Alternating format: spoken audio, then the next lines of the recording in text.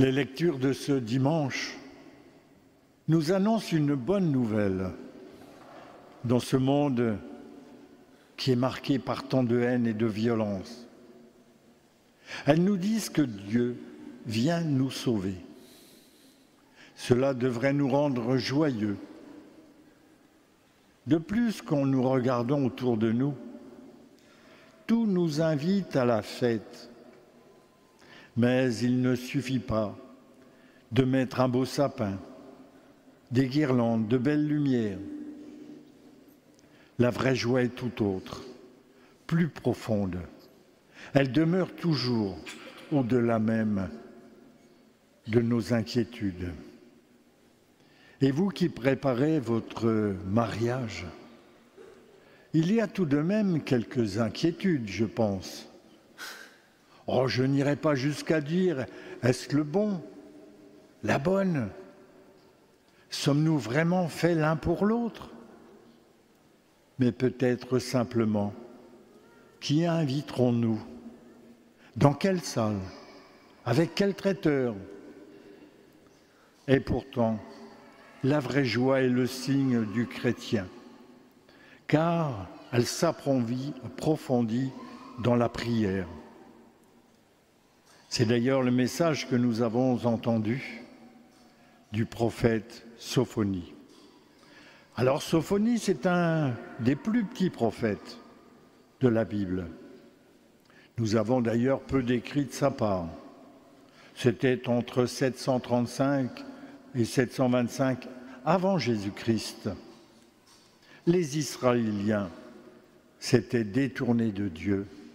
Et pire encore, ils s'étaient associés au peuple qui haïssait Dieu.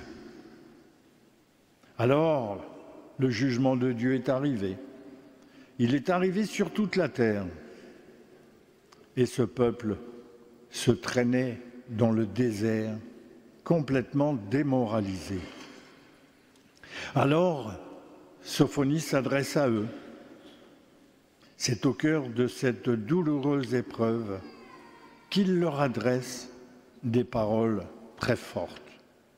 Pousse des cris de joie, réjouis-toi, bondis de joie. La raison de cette joie, c'est la présence de Dieu au milieu de son peuple. Car en effet, Dieu, après le jugement, donne sa bénédiction au peuple resté fidèle. C'est la raison de cette joie, de notre joie. Dieu est avec nous, Dieu est en nous. Mais imaginons que nous changions quelques noms et quelques situations. Ce prophète pourrait très bien se tenir aujourd'hui dans nos églises et nous donner le même message de jugement pour le méchant et d'espérance pour le juste. Alors, ce message d'espérance, vraiment, c'est une bonne nouvelle, surtout dans cette période troublée qui est la nôtre. C'est aussi cet appel à la joie que nous avons entendu dans la lettre de saint Paul aux Philippiens. Quand il écrit cette lettre, Paul est en prison, mais il sait très bien que rien ne peut le séparer de l'amour de Dieu. La victoire du Christ ressuscité ne peut être que source de joie, source d'espérance. C'est important, car le Seigneur vient. Il est tout proche. Il est déjà en nous. Cette joie ne peut jaillir que de notre union, notre communion avec lui. Et cette joie ne peut se nourrir que de la prière, la supplication et l'action de grâce. Oui, faisons connaître à Dieu nos demandes. Alors cette joie ne peut être que rayonnante, communicative, connue de tous les hommes, ouverte au monde sans distinction de religion. Dans l'Évangile, Saint Luc nous montre le chemin de cette joie. Cette venue du Seigneur doit changer notre vie. Les foules qui venaient à Jean-Baptiste l'avaient bien compris. Et c'est pour cette raison qu'on lui pose la question: que devons-nous faire? Et si nous nous posions nous aussi cette question, sans se contenter de belles paroles, mais en actes, quand on se prépare à accueillir un invité important à nos yeux, on fait tout pour qu'il soit bien reçu. J'imagine aussi que pour votre mariage, vous pensez à vos invités.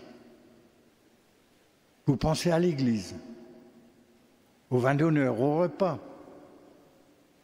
Bref, à la fête. Alors, rendez-vous compte que celui qui vient, celui qui est annoncé par Jean-Baptiste, est bien plus important. C'est le Christ lui-même, c'est Dieu avec nous. Alors me direz-vous, que devons-nous faire? Cette question est posée par des gens qui sont très différents. Ce sont les foules, les publicains, les soldats.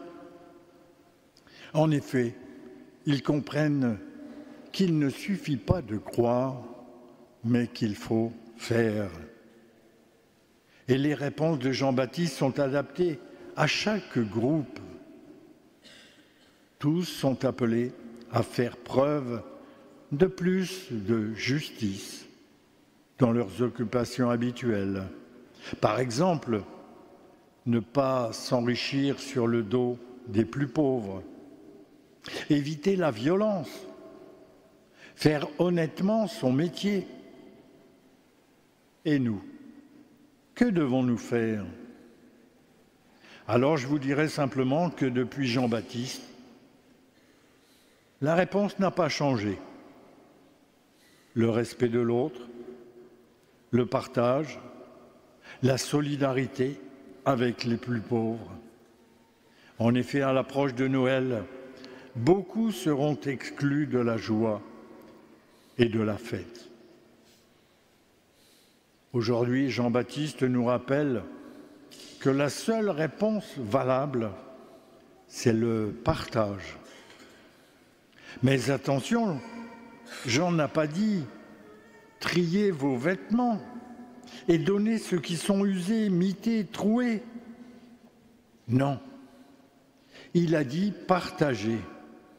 Ça veut dire simplement les vêtements que vous pourriez mettre encore. À titre personnel, je me souviens quand j'étais jeune, c'était avant-hier, à table, nous mettions toujours une assiette en plus pour le pauvre. Et honnêtement, jamais personne n'a sonné à notre porte. Ah oui, c'était une belle intention. Mais avec le temps, je me suis rendu compte que finalement, il me fallait aller vers et non pas attendre, c'est-à-dire passer de la parole à des actes. Vivre en partageant, accomplir son métier en respectant les autres, pratiquer la justice, la miséricorde, voilà des conseils simples à mettre en pratique. Si nous les suivons, Dieu sera près de nous, il sera avec nous. Il nous donnera sa joie et nous apportera sa paix. Amen.